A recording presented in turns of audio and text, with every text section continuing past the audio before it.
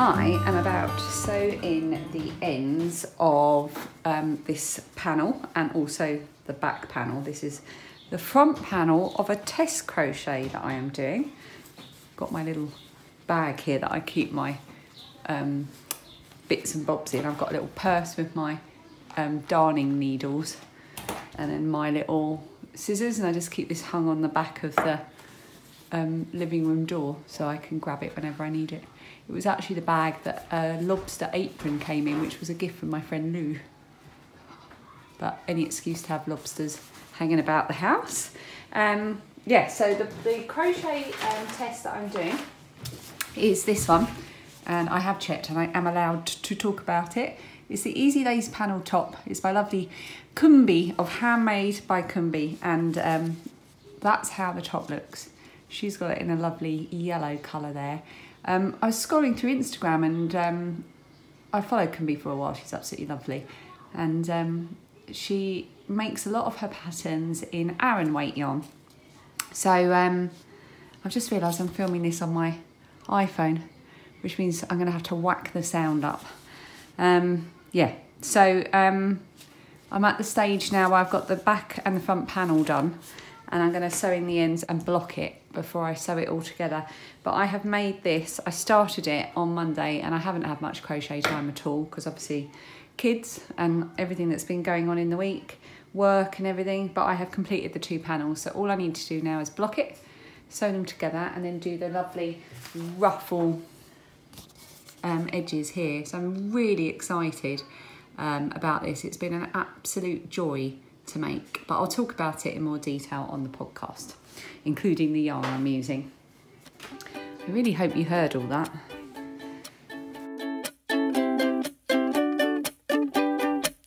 You said let's jump on the bus and take a ride downtown. Well, I don't know about that, but can you help me first to get these boxes down? Well, I don't know about that. We have the whole day now just to ourselves, so we can clean the house or clear out some shelves. You said whichever you feel like doing first. I said, well, I don't know about that, 'cause it's my lazy day, just wanna lazy away. Ain't gonna do a thing for the rest of the day. You can try to seduce me, make me wanna play. I don't know about that. I don't know about that. Let's call some friends over for a game of poker or so. Well, I don't know about that. Or should I turn on the TV or the radio? Well, I don't know about that. There's a whole list full of all the things we can do, but I wanna do none, wish that you did too. So you can just keep trying and I'll just keep saying I don't know about that, 'cause it's my lazy day, just wanna lazy away. Ain't gonna do a thing for the rest of the day. So I've taken this tablecloth off because we have a seagull one, and we figured seagulls are summery, and as today's the solstice, we'll get the summer tablecloth on. Now this was a beautiful oak table which my dad sanded down years and years ago and then stained a kind of orangey colour. And we inherited it when we moved into this house about 4 or 5 years ago, and it has done us proud, and it will probably do us well for many years to come. But it needs its seagulls. And we can't find the seagull tablecloth. Is it in the loft? Probably, yeah. Will you look for it? Yeah. Seagulls! Wait a second. Snickers is having his lunch. He's having breakfast biscuits and some water. Good boy. Lilia treated herself to some Lego, let's move the tissues, from Smith's Toys. She had some birthday money from her lockdown birthday, so she got the Friends set, because Lilia has recently watched all of Friends. So there they are, there's Monica and Rachel, Phoebe, Joey and Chandler. Where's Ross? Oh, here's Ross. There he is. There's Ross. He's sitting there being a paleontologist. You've got Phoebe's guitar over here at the back by the window, and then you've got the seats at the back, the door to the toilets, and you've even got Gunther. This is so cool. Look at the coffee machine. It's just brilliant. She's really enjoyed building it. It was in like one of the piles, but I just couldn't see it. Right, we're going to go make oat cookies. Oat cookies? No one eats oat cookies. We need to use oats.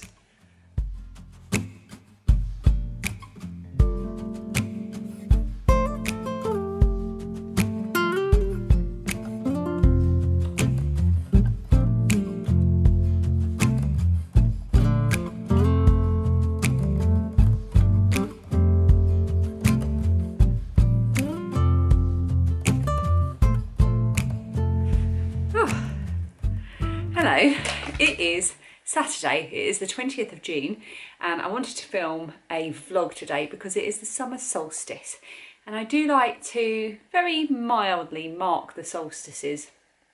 I don't know why, I just always have done.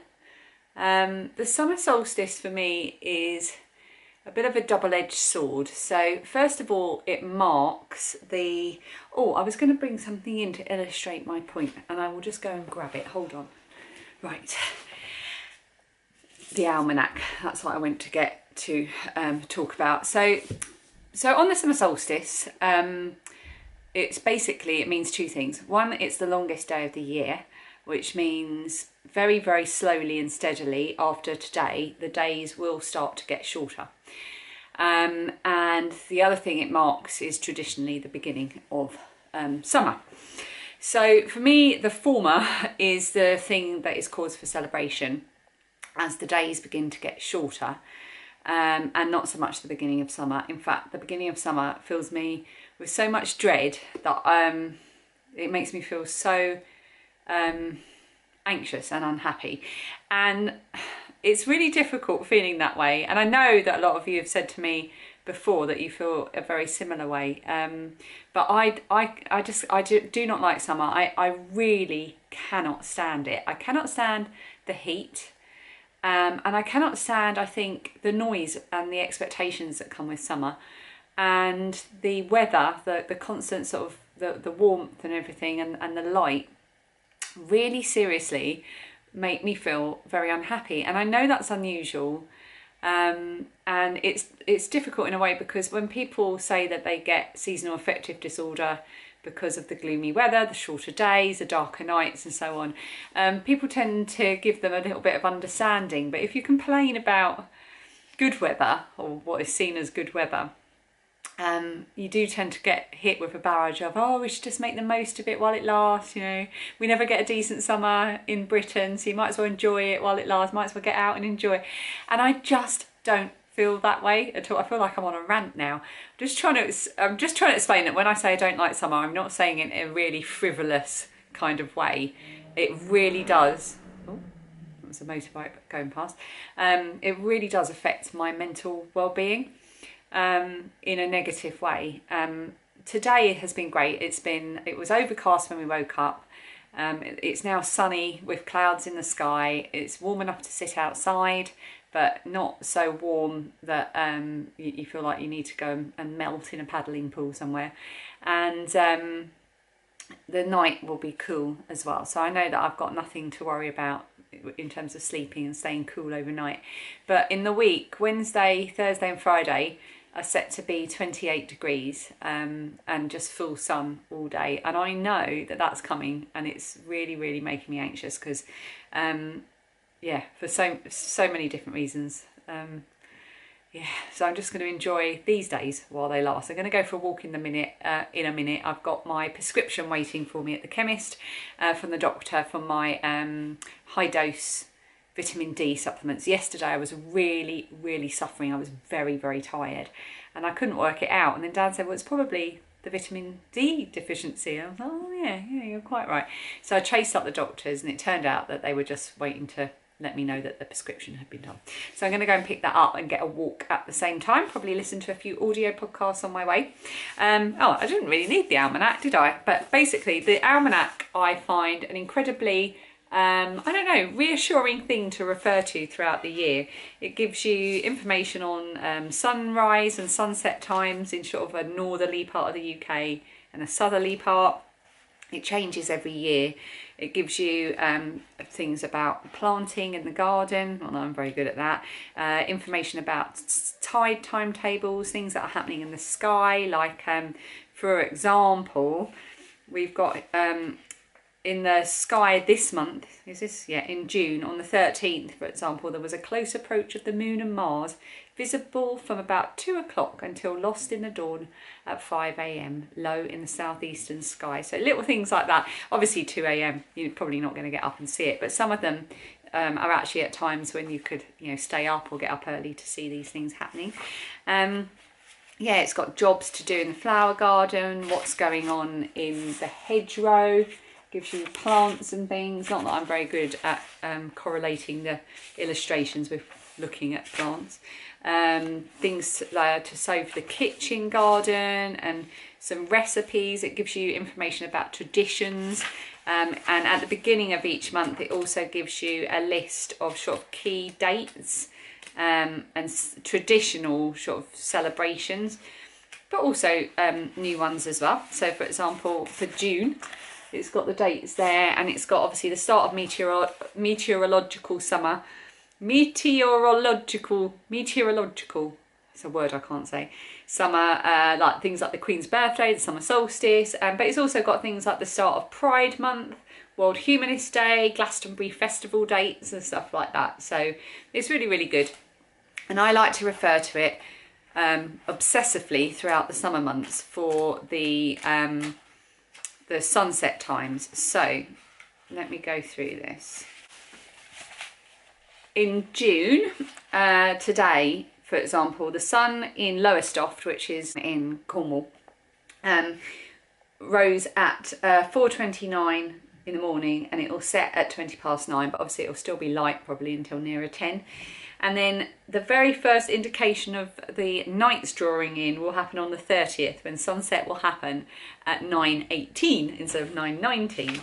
And then if I look through the months to come, I know that for the end of July, on the 31st of July, the sunset will be at 9:15. So that's a full sort of 40 minutes almost sooner than it would have been. And I like to look at that because it makes me, I don't know, it reassures me.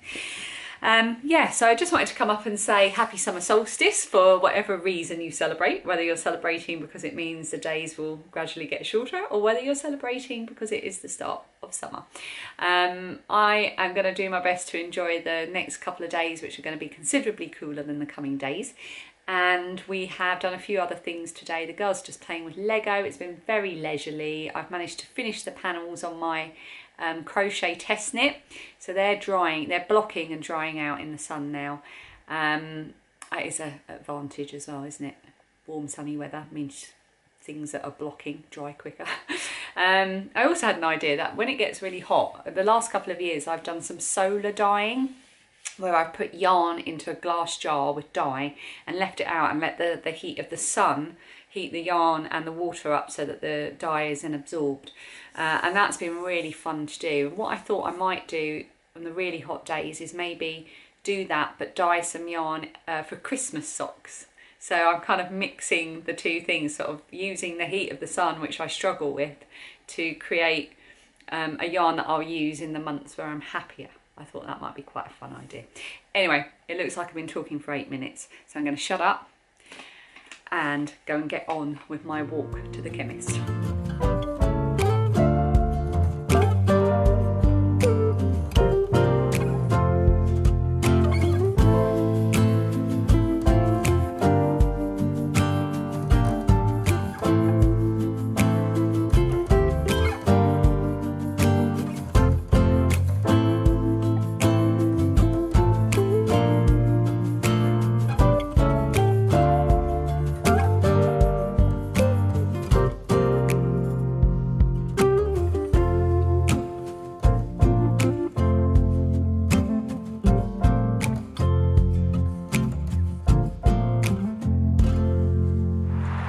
it's not noisy. We're on the heath. There's been a change of plan.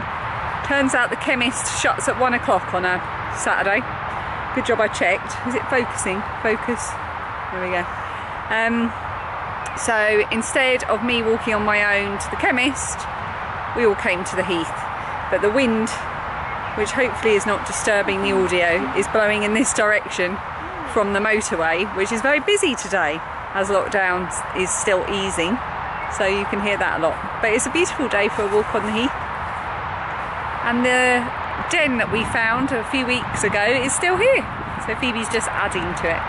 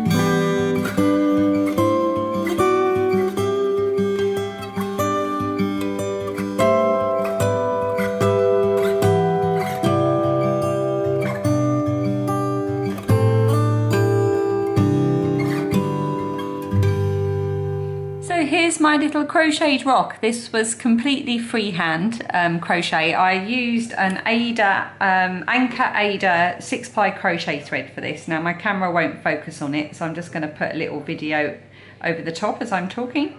That's the thread I used, and I used a 1.5mm hook, which is kind of small. I've got quite a bit smaller ones than that, but this was fiddly enough for me for today. Here's how it looks, and yeah, I'm really pleased. It's just completely freehand, and the trick to it is you just make sure that whatever pattern you're doing, you keep it so it more or less crochets out flat. So you want to be increasing slightly on each round.